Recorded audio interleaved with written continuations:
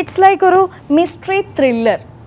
അതിനകത്തും എനിക്ക് ട്രെയിലർ കണ്ടപ്പോൾ ഭയങ്കര ക്യാച്ച് ആയിട്ട് തോന്നിയൊരു dialogue, morning like graphic designer, നൈറ്റിൽ വന്നിട്ട് പാർട്ട് ടൈം ഡിറ്റക്റ്റീവ്.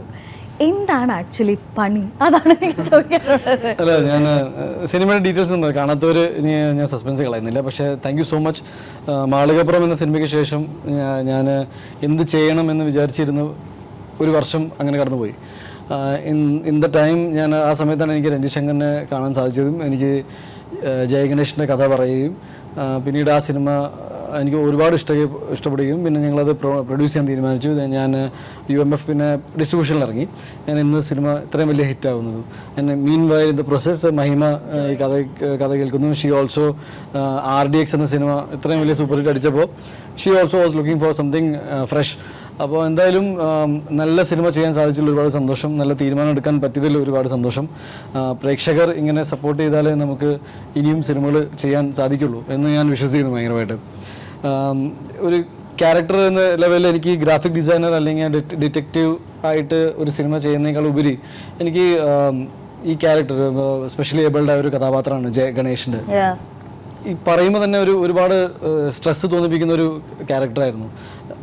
രഞ്ജിത്ത് എൻ്റെ അടുത്ത് കഥ പറയുമ്പോൾ രഞ്ജിത്തിൻ്റെ ഏറ്റവും വലിയ ചാലഞ്ച് എന്ന് വെച്ചാൽ ഉണ്ണി ഇത് എങ്ങനെ ഷൂട്ട് ചെയ്യും എന്നായിരുന്നു പുള്ളി വിചാരിച്ചത്. ബിക്കോസ് ഒരു ശരാശരി ഹീറോയ്ക്ക് ഉണ്ടാകുന്ന എല്ലാ പോസിറ്റീവ്സും ഇയാൾക്ക് നമുക്ക് അല്ല പോസിറ്റീവ് വേണമെന്നുണ്ടായിരുന്നു. എന്നാൽ അത്യാവശ്യം ലിമിറ്റേഷൻ നമുക്ക് ഒഴിവാക്കാൻ പറ്റാത്തൊരു ലിമിറ്റേഷൻ ആ കഥാപാത്രത്തിൻ്റെ വീൽ ചെയറിലാണ് ഫുൾ ടൈം ഈ ക്യാരക്ടർ.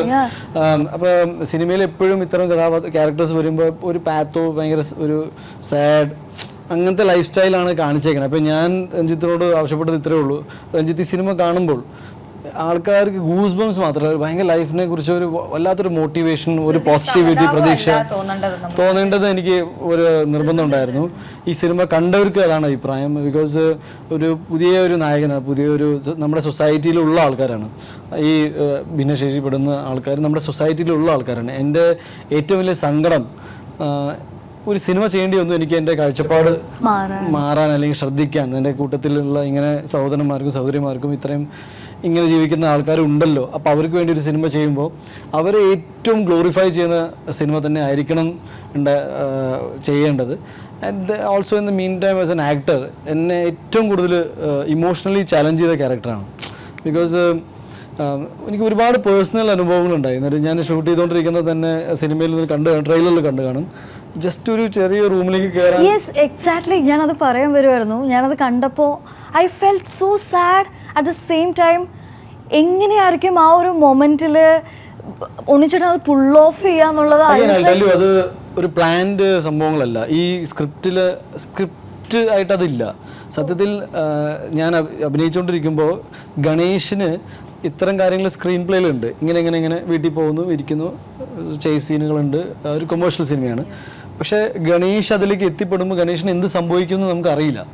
ബിക്കോസ് ഒരു മുറിയിലേക്ക് കയറണമെങ്കിൽ ഇത്രയും ബുദ്ധിമുട്ടുണ്ടെന്ന് ഞാനത് ചെയ്തുകൊണ്ടിരുന്നപ്പോഴാണ് എനിക്ക് മനസ്സിലായി. ഞാൻ പറഞ്ഞു രഞ്ജിത്ത് ഇറ്റ്സ് ഡിഫിക്കൾട്ട്. മാത്രമല്ല ഈ കാല് ഒട്ടും സ്വാധീനമില്ലാത്തതുകൊണ്ട് അനങ്ങാൻ പാടില്ല, ബാലൻസ് ഉണ്ടാകാൻ പാടില്ല. ഞാൻ ലിറ്ററലി ബാക്കിലോട്ട് വീഴുക ചെയ്യണം.